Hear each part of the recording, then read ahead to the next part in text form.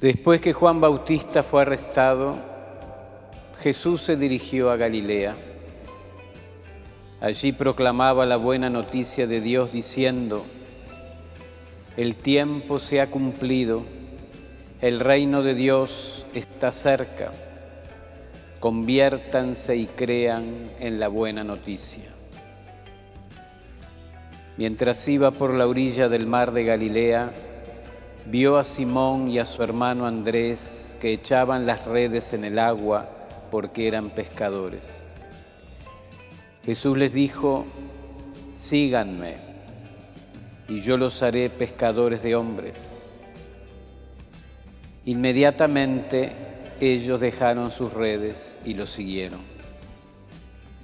Y avanzando un poco vio a Santiago, hijo de Zebedeo, y a su hermano Juan, que estaban también en su barca arreglando las redes. Enseguida los llamó, y ellos, dejando en la barca a su padre Zebedeo con los jornaleros, los siguieron. Palabra del Señor. Gloria a ti, Señor Jesús.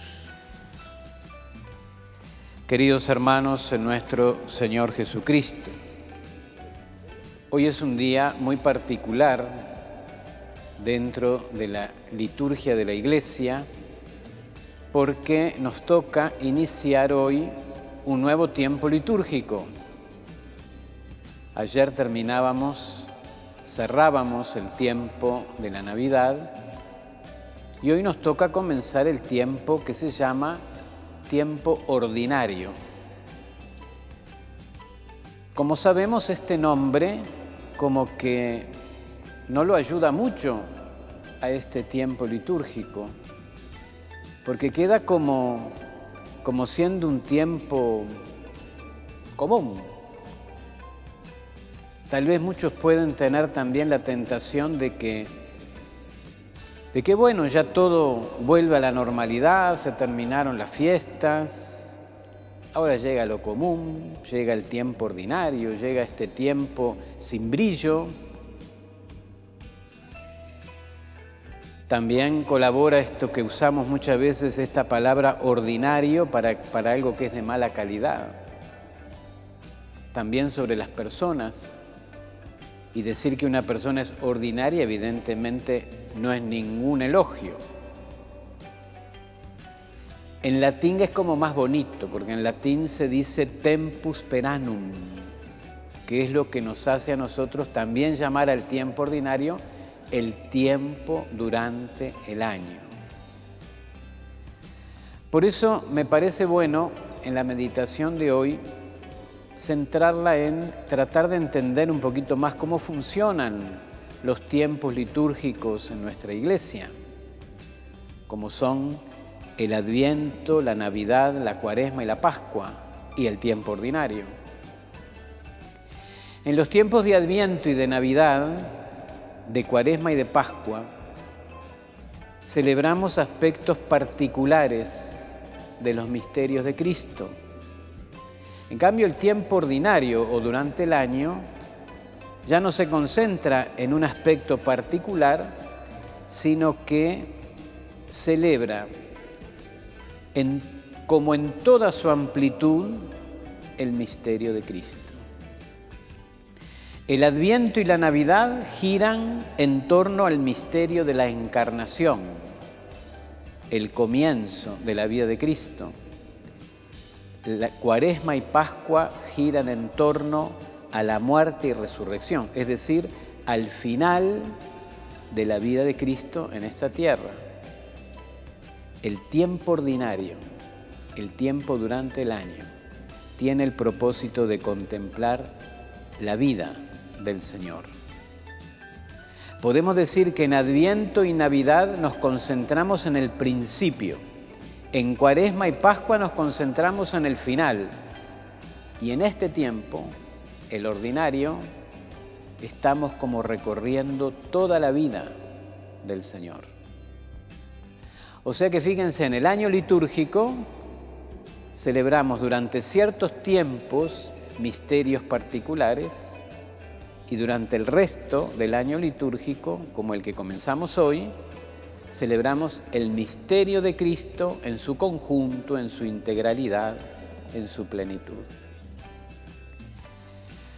Otra cosa que nos ayuda a entender este tiempo es que tendríamos que asociarlo con un nombre que se llamaría tiempo ordenado, porque uno de los bienes que trae la liturgia a nuestra vida es que le da un orden. Y el orden que la liturgia trae es para que nuestra vida se ordene hacia Dios, para que mire hacia Dios.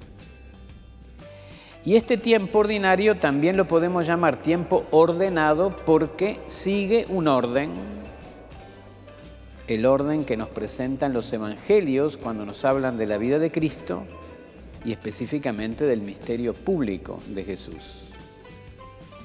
Cristo, nuestro Señor, realizó toda una obra de predicación, de sanación, pero como hay tanta abundancia en su ministerio, necesitamos llevar un orden para poder absorber, para poder recibir toda esa riqueza.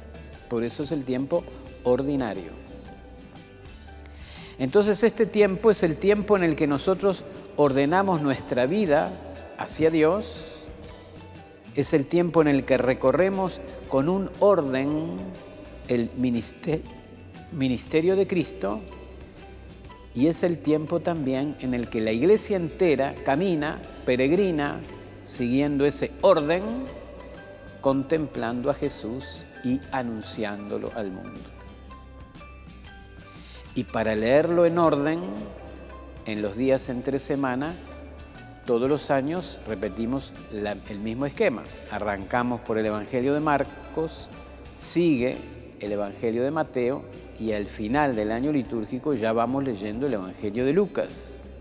El texto de hoy que leímos es un pasaje, es un muy buen ejemplo porque es el capítulo primero del Evangelio de Marcos, que es el comienzo de la predicación de Jesús. Primero Marcos, luego Mateo y luego Lucas. Siempre se repite el mismo esquema. Y ahí es donde tenemos que tener cuidado, porque ahí es donde la liturgia también nos ayuda a ordenar nuestra vida. La única alternativa para que estas lecturas no sean repetición, una simple repetición, la única alternativa es que los ojos y los oídos sean distintos. El año próximo, si Dios quiere, si Dios nos da la vida, hacia estas mismas fechas estaremos otra vez empezando el tiempo ordinario. Y de nuevo volveremos a escuchar exactamente este pasaje del capítulo primero del Evangelio de Marcos. Lo interesante es que mis oídos, los oídos de cada uno, de aquí a un año, hayan evolucionado en la dirección de Dios. Y lo interesante es que mis ojos, de aquí a un año, tengan una nueva claridad, una nueva profundidad para poder acercarme al misterio del Señor. Por eso vamos a ir como leyendo, trozo por trozo, cada uno de estos textos, porque vamos como recibiendo todos los días esa porción apropiada para alimentarnos en cada día en ese gran banquete que se nos regala durante todo el año. Bueno, y una última palabra para que nos demos cuenta también, una vez más, que en la liturgia de la Iglesia las cosas no van como desprendidas, sino que tienen siempre una continuidad. No es algo que terminamos un tiempo litúrgico con un tema y empezamos con otro tema. Como ayer, terminamos la Navidad, bueno, ya nos olvidamos de la Navidad, estamos en otra cosa. La liturgia de la Iglesia no funciona así. En el día de ayer celebrábamos la fiesta del bautismo del Señor, con la que se cierra el tiempo litúrgico de la Navidad. Esa fiesta del bautismo ocupa un lugar realmente único, porque se trata de algo así como de la articulación que hay entre el tiempo de Navidad y el tiempo ordinario. ¿Qué fue lo último que hicimos en ese tiempo de Navidad? El pasado 6 de enero celebrábamos el misterio de la Epifanía del Señor, la solemnidad litúrgica que nos hace ver cómo Cristo se manifiesta, en Él se manifiesta la gloria de Dios y cómo se manifiesta esa gracia bendita que trae nuestra salvación. Pero en la Navidad no hubo solo una Epifanía, aquella de los sabios de Oriente, sino que hubo varias. Porque encontramos, por ejemplo, la adoración de los pastores. Y aún antes que ellos, encontramos a María y a José en actitud contemplativa, agradecida y gozosa frente al Dios hecho hombre. Además, la vida de Cristo se ha convertido en epifanía, con su palabra, con sus gestos, con sus milagros. Y ese es el dato fundamental que relaciona la fiesta del bautismo con la Epifanía. Porque cuando Cristo fue bautizado hubo una gran manifestación, una gran epifanía del Dios uno y trino. ¿Se acuerdan la lectura de ayer?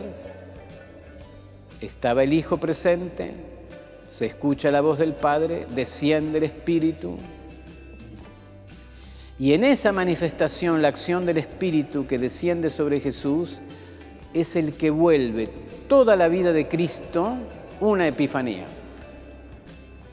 Sus palabras, sus milagros, la santidad de su vida, la pureza de su corazón, el brillo de sus ojos, los milagros de sus manos, todo en Cristo es una epifanía que se produce a partir de ese momento del bautismo de Cristo. Y de ahí comienza la vida pública de Cristo y de ahí comienza el tiempo ordinario en la liturgia.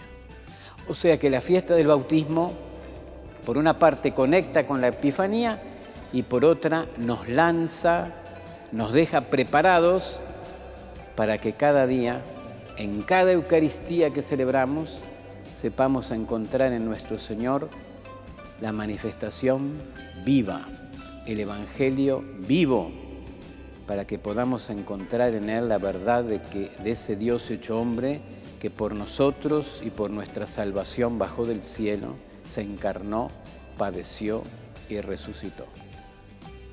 Agradecidos entonces con este misterio, de la mano de María la Virgen, Madre de Dios, y de su esposo San José, habiendo cerrado con una enorme gratitud el tiempo de Navidad, preparémonos para comenzar a aprender más y más en este tiempo ordinario que hoy comenzamos, a aprender quién es el Hijo de Dios y cómo en Él se manifiesta el amor del Padre.